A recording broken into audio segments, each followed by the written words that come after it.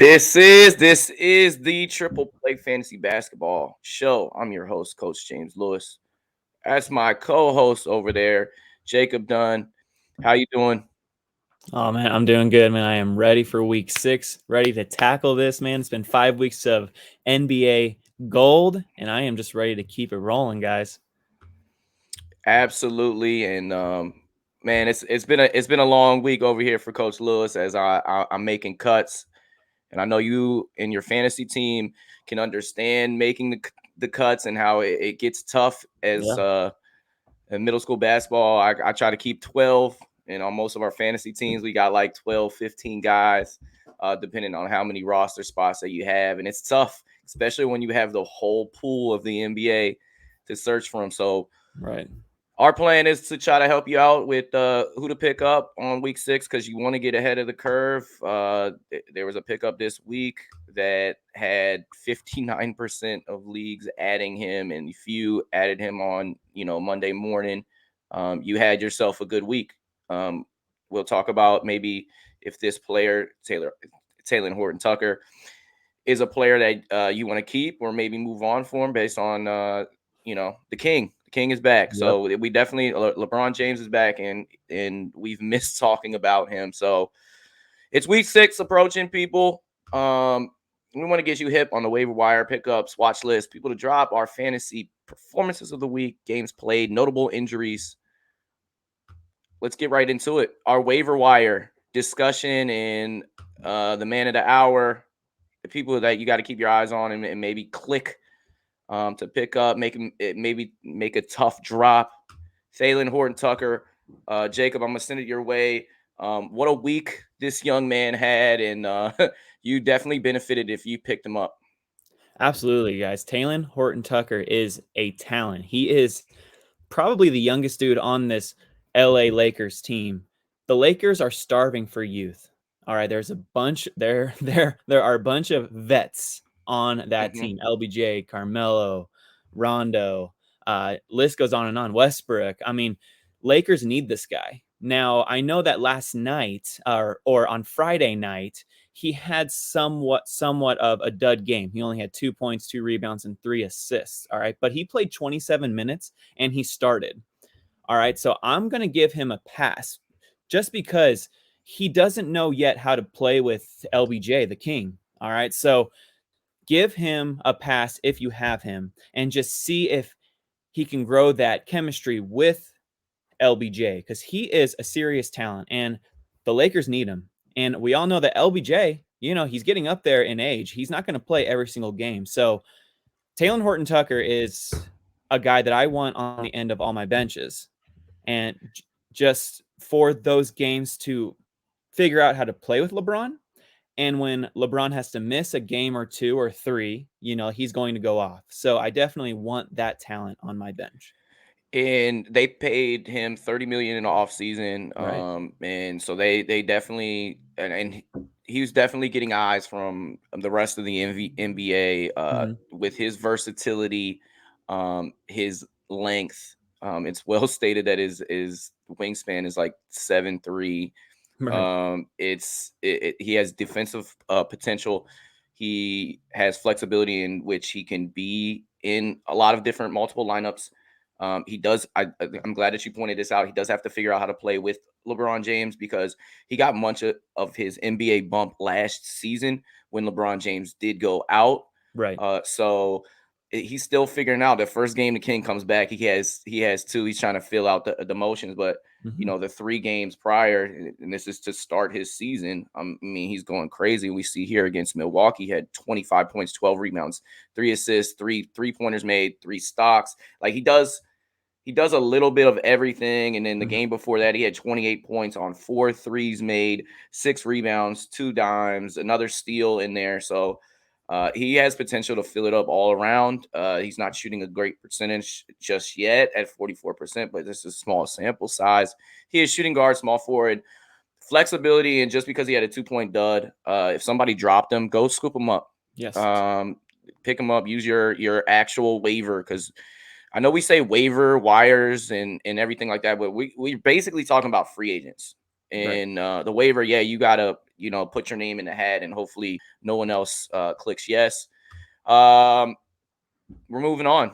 Rudy Gay made his season debut yesterday, and in 18 minutes, the guy had 20 points, 5 Went off. rebounds, 2 assists, 7 of 8 from the field. He had 5 threes versus Toronto. You saw that he is 10% rostered, and that is 8% from yesterday. Rudy Gay, I like this sneaky pickup in the offseason. I thought it was solid for Utah. I liked Whiteside.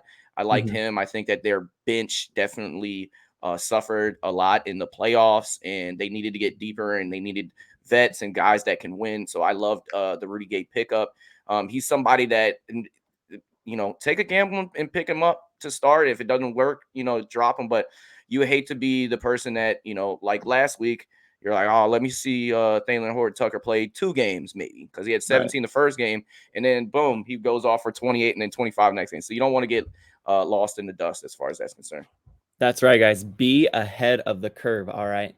Add Rudy Gay, because 18 minutes and 20 points. I mean that is incredible. And for this Utah Jazz team, they need some more scoring off the bench. Like Jordan Clarkson is carrying that load. He's carrying the bench on his back.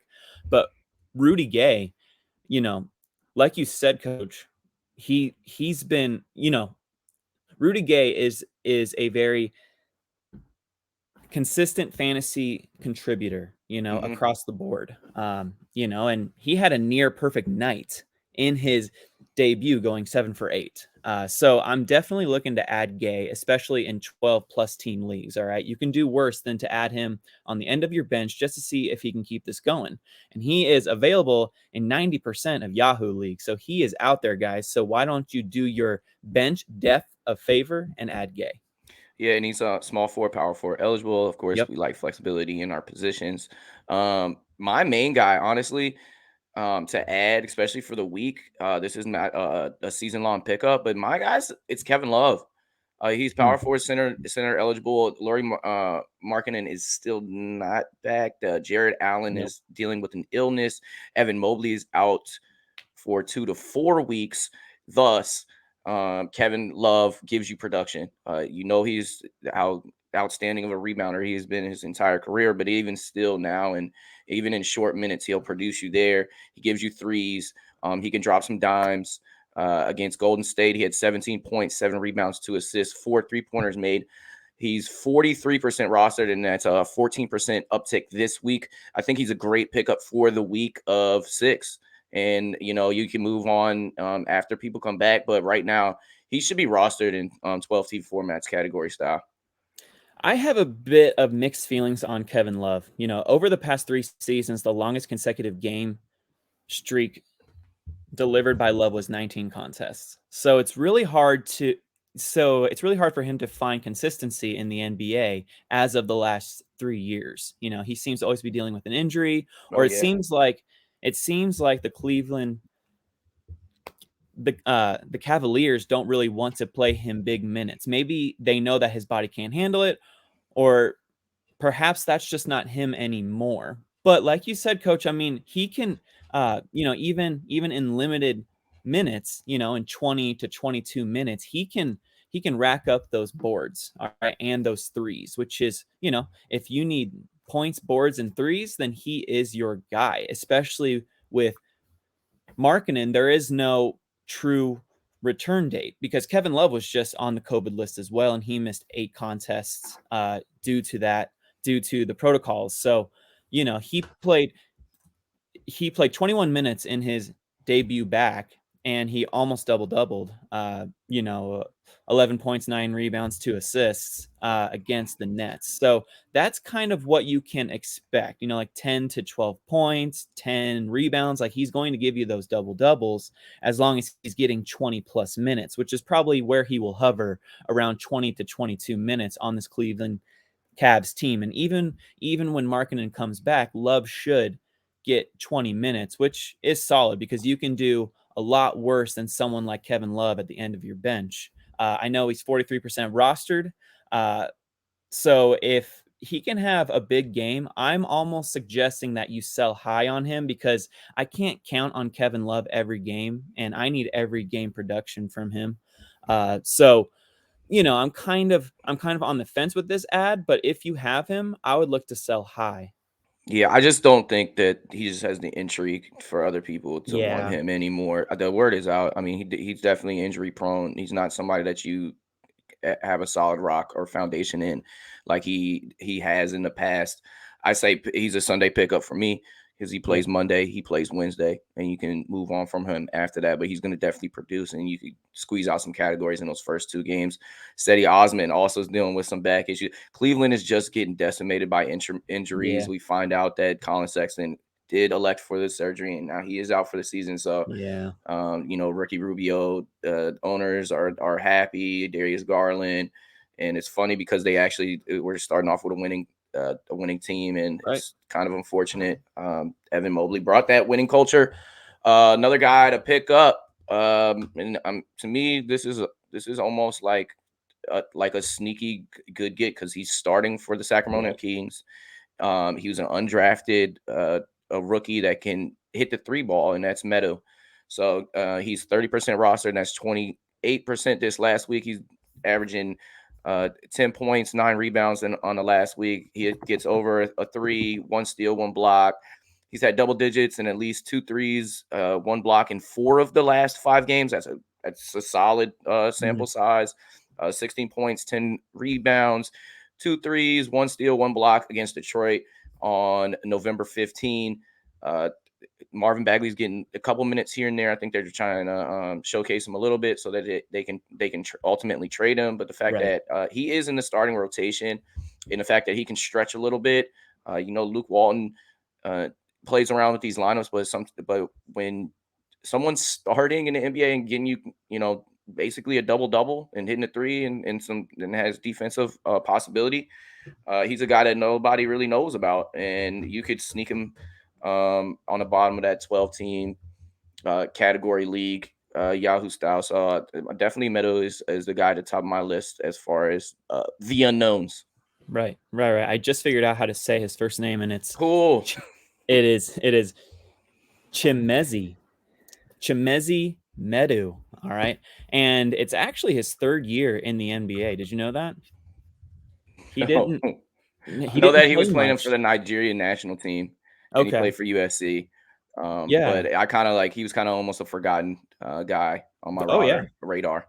Yeah. So he was drafted by the San Antonio Spurs in the 2nd round in the Oh, 2000 so he NBA wasn't draft. undrafted. So he was drafted. See, that's why I'm saying he's unknown, even to It Coach was late. Lewis, who takes pride in knowing every single player in this NBA. No, I mean, I had never heard of him. Like, I only heard of him because a fan was messaging me some questions and saying, like, what do we do about Medu? I was like, who? Like I didn't know either.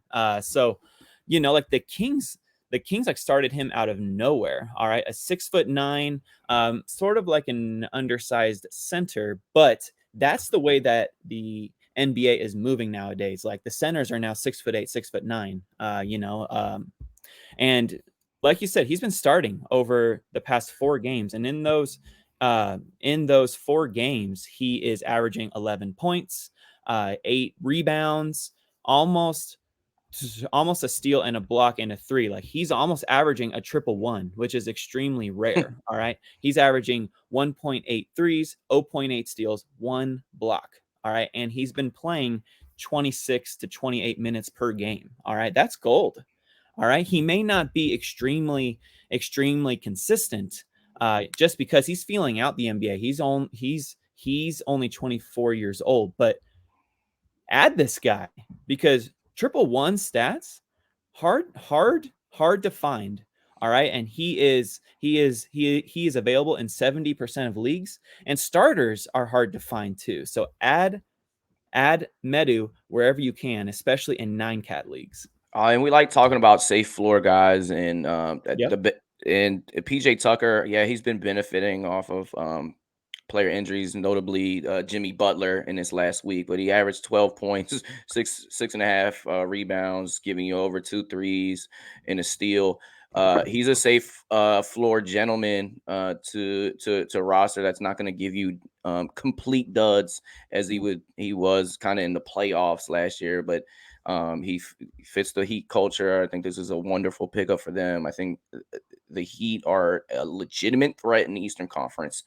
And it has to do with him, Kyle Lowry, with Tyler Heroes just uprise. But PJ Tucker, much like maybe like a Pat Beverly, safe floor guy, like a Monte Morris, a safe floor guy that's probably sitting there in the free agents. And right now he's only rostered in 18%. So that's 82% of leagues that you can go and get him. If you're in a bind with some of these new fresh injuries and you just kind of need some guys to hold over until your guy comes back. And PJ Tucker is one of those guys. PJ Tucker was such a good addition to that Miami Heat team. Like you said, he's been benefiting off of those injuries, but he is in the perfect place to produce for you because he started the last 16 games, and in those 16 games, he's averaging 7 points. It's not great, but what else is he doing? He is averaging over 6 boards, almost 2 assists, 0.6 steals, 1.2 threes, and he's shooting 54% from the field. So like you said, he's a very safe floor. He is a very safe floor guy who can pop off every now and then. Like PJ Tucker is very similar to a Royce O'Neal. Very, like somewhat sort of boring, but he doesn't hurt you in any one category because he's just averaging 1 turnover per game. All right. So he's not going to hurt you. He's only going to help you. Finney Smith is another guy that comes to mind, and people that aren't going to hurt you that that's going to play as well for Dallas. Who was that player? Finney Smith. Right. Those guys who give you the good field goal percentage, who just chip in across the board with low turnovers. I love those guys, and PJ Tucker definitely fits that bill.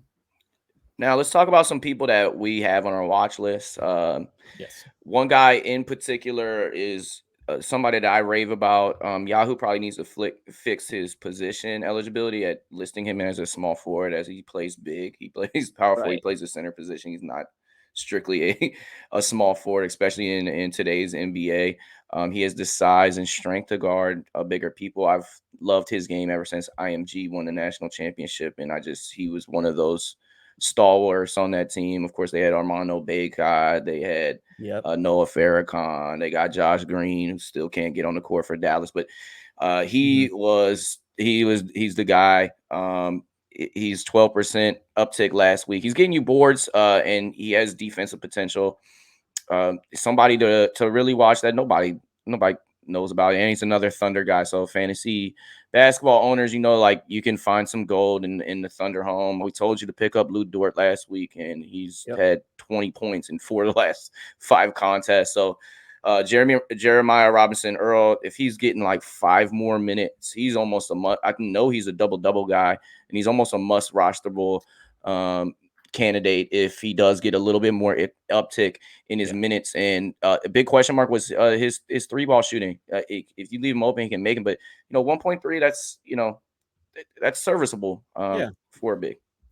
Yeah, man, I like him a lot. I know he was, he had a fantastic career at IMG, but then he was also 2021 Big East Player of the Year as a sophomore. All right. So 15 and 7.5. And I think if he comes back to school, I think Villanova's cutting down the nets this year. Like he's like that one missing piece. That team is still damn good, but love him. Hey man, if you are, a first round, early, second round projected pick, I would come out too. All right. And he was picked with the 32nd pick to the New York Knicks. And then he winded up on the Thunder. But man, he's been doing well. All right. I really like him. And anyone who is starting and any team who invested high draft capital who is already starting needs to be on your radar and needs to be on your team. All right. I'm not too excited about him in points leagues, but in 9-cat leagues, I mean, look at that. Over 8 points, 6 boards, 1.3 assists, 1.3 threes, 1.3 steals, over 40% field goal shooting. I really like that. That the Thunder are going to give him lots of run in between 25 and 30 minutes a game. So, especially all all of you dynasty managers, if he is not rostered in your league, pick him up right now. Perhaps you can trade. You can buy low on him because he didn't have a great game last night against the or on Friday night against the Bucks. I think he had 7 points. He had a 3, but he also had 2 steals. Like, it wasn't terrible, but it wasn't great. But he was facing the Bucks. He was facing Giannis, so that's a tough matchup. If you can somehow buy him low in dynasty leagues or just pick him up in your redraft leagues, especially in 9-cat, he can be very useful for you. Other guys I'm watching, and I'm going to swing back to you after I throw out my guy. Somebody I'm watching is Killian Hayes. On November 13 against Toronto, he exploded for 13 points, 7 rebounds, and 10 assists. He's averaging 5, 5, and 5 on the season. He's still only in his second year. I don't think he's 21 yet. He's figuring out the game. He's a walking turnover. But he gets a lot of steals as well, and he can block people. He's got defensive potential. There's a reason why people were raving about him last season coming into the draft, as far as being a foreign guard that could evolve over time. So he's a guy that I got an eye on, especially when anybody plays on a bad team. I'm keeping an eye on. But 5, 5, and 5. If he just improves steadily across the season, by the end of the season, he's a guy that you could look at. Who's other guys on your watch list? Because I know you threw some names to me in some of our text exchanges. Yeah, so I really like that Killian Hayes pick. It's hard to find starters to roster in your fantasy league, and he does give you that safe floor, but also he can disappear at any time. But I do like that 5-5-5. That's solid. A guy I'm putting on my watch list is Jonathan Kuminga, rookie guys for the Golden State Warriors. I know it's hard, just because he's not getting consistent minutes right now, but Steve Kerr is trusting him, to play, 15 minutes and then 9 minutes, 18 minutes, 6 minutes, and then 12 minutes. Like, his minutes are fluctuating, but they are up from the beginning of the season when he came back. He played 6 minutes, 1 minute, 7 minutes, 1 minute. So his minutes are slowly rising. So he's definitely someone to put on your watch list, because this is a guy who can rack it up across the board, in limited minutes, steals, blocks, threes.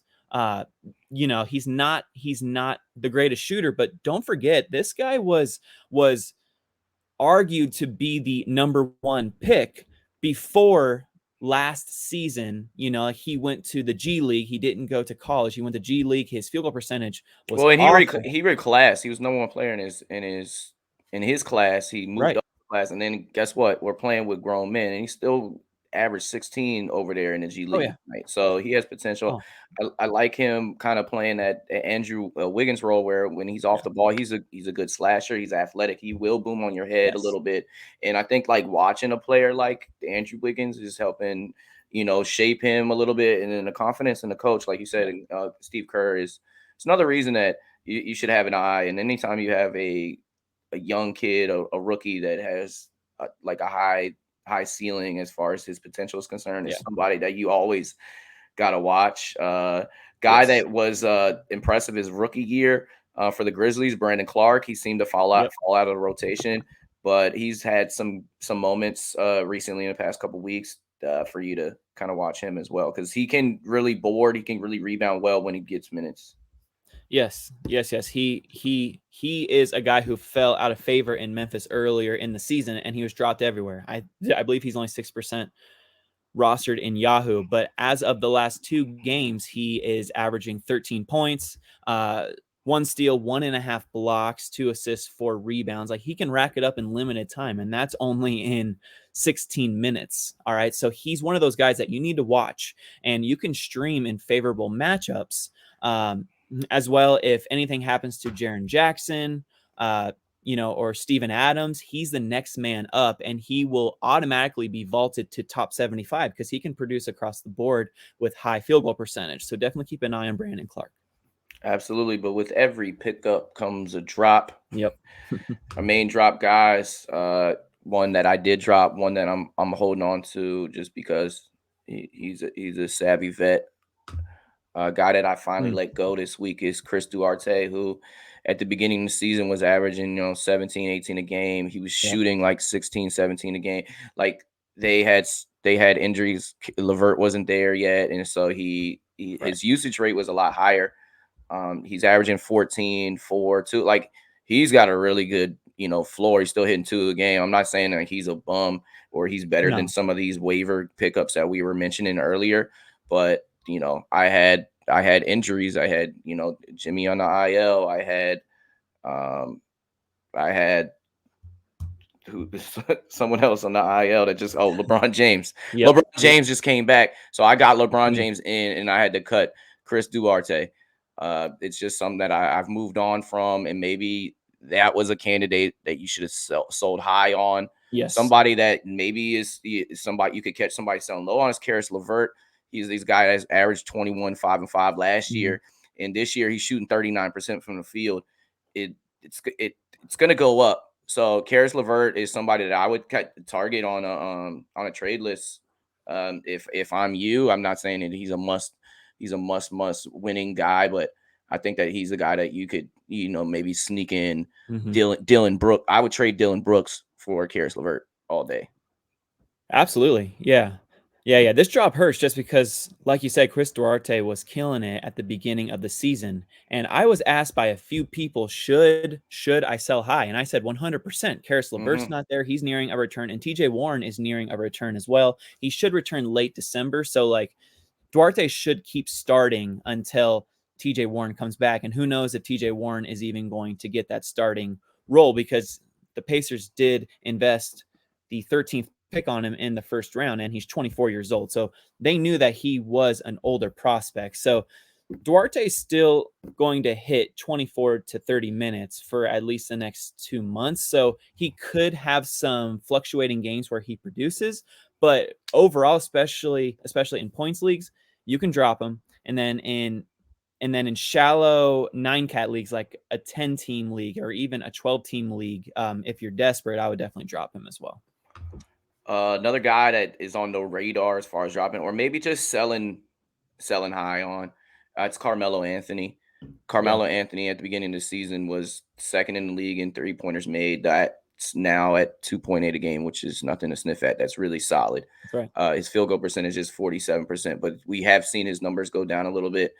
He was averaging a block and a steal. It's now down to 0.8. And I could see that, continuing to lower because he's just not the same athlete that he used to No. be. He's averaging 15, 4, 1 assist. These numbers are similar to Chris Duarte, and he's Hmm. 74% rostered though because his name is Carmelo Anthony.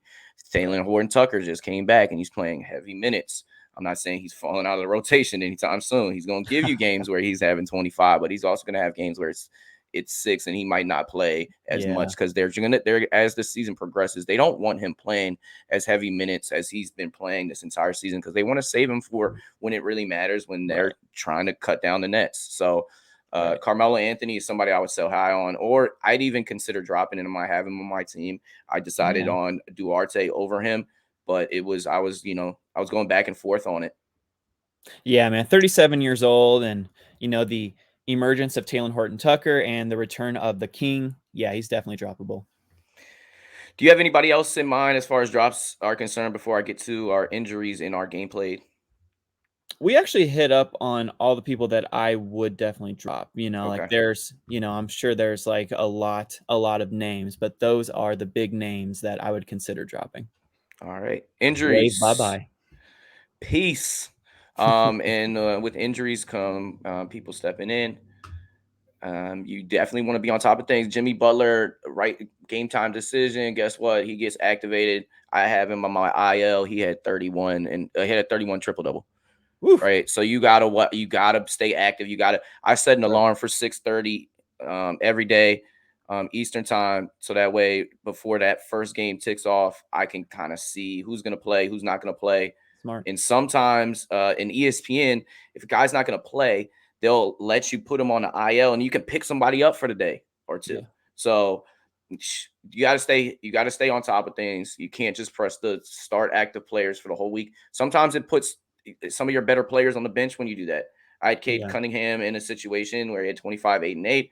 And I looked at it. That was on me, but I elected to play, Devontae Graham over him, and it killed me. Yeah. But Yahoo off, off simulation, they had already had him on the bench to start it, so they don't always put your best player in there. Injuries, DeAndre Hunter, wrist injuries out for a long time, so keep an eye on Kevin Huerter here and Yep. there. OG Anunoby hip, quote, out a while. That's a huge hit because he was having a career year. He's getting better every single year. Everyone kind of knows that, but yeah, man. That's Anunoby was my pick for most improved player, and he could still win that award. But what's up with this verbiage, a while? I mean, that's so scary to hear from Nick Nurse. That's so vague. A while, like, what's a while? But like, the players who could definitely benefit is Chris Boucher, and I know that we have been touting him as a drop, but hey, man, injuries create opportunity, and Chris Boucher, last Friday against the Kings, he got 23 minutes and he got 10 points, 12 boards, 1 steal, and 2 blocks. So Boucher could be coming around. Now he'll probably be inconsistent, but with he's getting the extra opportunity off the bench, and he had the second most minutes off the bench last night. So he's definitely, if he was dropped and you need blocks, I would consider adding Chris Boucher. And the word is out on Gary Trent Jr. He was one of the top waiver pickups in that first couple weeks, but it's been consistent now. He's giving you 17 a game, over 2 steals, over 3 rebounds, over 2 3-pointers made. So if you got him, you're happy. And then now he's going to even play more minutes. Joe Harris is out for the Nets. Kevin Durant is day to day. They say it's not serious, so Kevin Durant owners let's just hope that it doesn't turn into honestly, a typical Kevin Durant season where he misses, a slew of 10 games for certain reasons. Evan Mobley's huge punch, especially for my team, 2 to 4 weeks on the elbow. Like he affects winning in real life, but also in your fantasy league when he gets, he's swatting everything, getting steals, shooting high percentages. But the game before he went out, he went 0 for 12. And so there was definitely something going on with Evan Mobley. So they're putting him on the shelf for now. Jared Allen has a signal now. Luka, who, leads the NBA in usage rate at 35.2%. He's out with a sprained left knee and ankle. Oh, man. They're kind of being hush-hush about his timetable as well. But we told you to pick up Jalen Brunson. And with Luka, he's nice, but without Luka, he's really damn good. He's a top racking 50 up player. assists. Yes, so. Man, Jalen Brunson, guys, add him quickly, as fast as you can. Kevin Porter Jr. is out with a thigh injury. So you've seen actually Eric Gordon doing pretty well in that absence. Joel Embiid and Thibault are still out with COVID, and they'll miss I think several more games. Nikola Vucevic out with COVID. It's funny that they were running Alex Caruso starting lineup, and he had a 15-9-9 game, but he also had a 0-point game and a 4-point game yesterday. So I actually have him, but he's like, I'm good. It's only a matter of time that I drop him. As long as Caruso is giving me those steals, everything else is just gravy. Yeah, I can't. I go back and forth on it because he had a game where he had like 6 steals 2 weeks ago. Right. But these duds, they kill me. If I get if I get one more person coming off my IL, he's probably the top of my list of getting cut. Michael Porter Jr., who knows when he'll come back? Back injury, that's scary. It's very scary. Jaylen Brown, hamstring still ain't right. Kelly Olynyk, we've talked about that. He's out for a while. People to watch because they got 4 games. Yeah, I cut Franz Wagner because he had 2 games. I thought nobody was going to touch him, and he got picked up. Jalen Suggs as well. Jalen Suggs had 21. Yeah, I know. That's the game. That's the gamble. You got it. Yeah, like you play the game, and also like Franz Wagner, he's consistent, but he ain't gonna win you the championship. Let's be honest. But he is definitely somebody that you love the roster. Definitely. So take a look at the Hawks. They got 4 games this week: Celtics, Hornets, Bulls, Pistons, Pacers, Lakers, Grizzlies, Bucks, T-Wolves, Pelicans, Magic. So those 2 guys that I kind of dropped. They both got scooped up quick.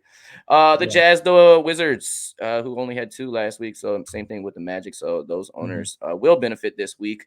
Yeah. Nets, Cavs, Warriors. These are teams with 3 games this week. Rockets, Clippers, Heat, Knicks, Thunder, 76ers, Blazers, Spurs, Raptors, and those poor Mavs and Nuggets owners only have 2 games this week, which Luka Doncic fans are probably happy about, that he'll Right. get some time to rest and not really cost them too much in the standings, as they're having a sneaky solid season under new head coach Jason Kidd. That's right. And Jokic missed. He did. Jokic just missed, and so I guess the Nuggets Wrist fans issue. Yeah. are a little happy because it's very widely stated he did not miss a game last year. So He didn't miss a game for the past 3 years. He's an Iron Man, so this model is of really consistency. weird. Right. Oh There you man, go. I'm the Iron Man. Yeah. So on the way out, we want to give a shout out for our players of the week. My guy. I mean, Oh Giannis man. Antetokounmpo coming back again.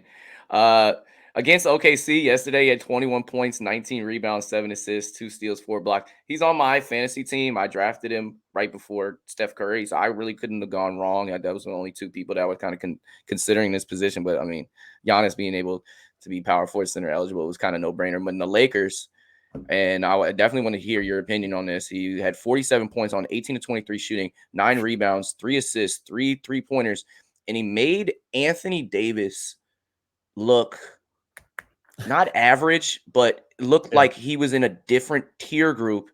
And it's hard for me as a Laker fan to see that type of separation. But Giannis is so here. If he's not the best player in the league, you can make your argument for Kevin Durant, but he just continues to get better. Look at this guy. Giannis is so dominant. It's ridiculous. I love watching him play. And what's funny is that he had an incredible game, 47 points, 9 boards, and 3 assists. But he even had, in terms of points leagues, he had a better game last Friday against OKC. It's just that he didn't shoot well, but he had 21 points, 19 boards, 7 assists, 4 blocks, and 2 steals. I mean, this dude is a true unicorn beast. All right. The Greek freak, man. I have him in all of my leagues. I am so happy. He's killing it for me. And if you have him, oh man, ride his coattails to that championship. Shout out James Harden, who benefited from KD not playing yesterday. I think he had 38, 12, and 8 yesterday. So any James Harden fans out there, I mean, honestly, it's like at the beginning of the season, that's kind of a toss up. Do you go with Harden? Do you go with Giannis? Harden's just been that spectacular of a fantasy contributor the past 5 seasons, and that's kind of almost out of Kevin Durant not playing. That's a positive that not only did your team get a win, the Nets, but that you see James Harden playing some dominant basketball. So yes, shout out there. Harden doesn't miss games too, so it's nice. Yeah. So Jacob, anything you want to plug on the way out here? Oh man, just want to plug, if you guys play fantasy football, we got to start sit show tomorrow morning at 11 a.m. Eastern. But guys, let's get after week 6. All right, let's get after all these waivers. All right, let's win you week 6, 1 week at a time. All right, and as I messed up on my graphic up there where it says week 5, those are the main guys that we're looking at. I'm gonna finish on a little plug talk. We are a proud member of Fantasy Points Media Platform, as you saw at the beginning of the show. Please tune into the Triple Play Fantasy podcast each and every week for baseball, football, basketball. Our Triple Play Fantasy YouTube channel is also dropping content every day. This includes Super Fantasy Bros with our buddy right here, Jacob and Kevin. Between the Scenes with Marty and Mac. That's just to name a few. D. Mindy of the Baseball Pod interviewed former Twins, Nationals, Giants outfielder Denard Span. Really great conversation, as David He goes a little fanboy on us, but that's okay. Yeah, That's his favorite player. But like, that's why we're here. That's why we do this. So we can talk to people that we never thought we could dream of. Check us out on Twitter, on IG at Trip Play Fantasy. Shout out to the Doc, Lil Cheesecake, Brad Sadames, and everyone on the Triple Play Fantasy team that keeps this engine running. Like always, stay safe. Continue to love the game of basketball like we do. And feel free to share with friends, comment on our videos, hit a subscribe or like button for the team.